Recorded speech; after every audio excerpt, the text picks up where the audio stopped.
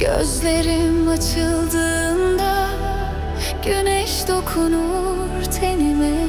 Her sabah yeni bir şarkı yazılmış sanki sadece bana. Nefes alıyorum sessizce, rüzgar fısıldar kulaklarıma.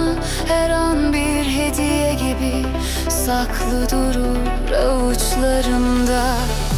Hayat dediğin bir mucize, gün ışığı düşer yüzüme. Duyduğum her ses, her nefes bana ait bu sonsuz beste.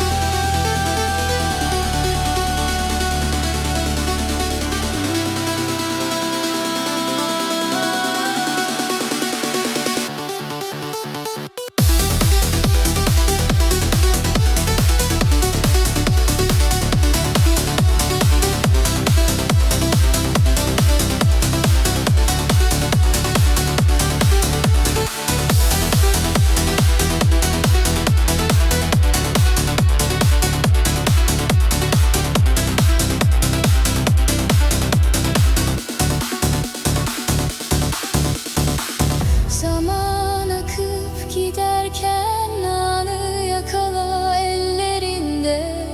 Çünkü her şey geçecek ama bu an kalacak içinde. Yıldızlar iner gözlerime, gece bile aydınlatır. Her adım bir keşif, yolculuk hiç bitmez. Deniz dalgaları gibi gelir gider duygularım, ama hepsi bir ahenk bu mucizeye şahit.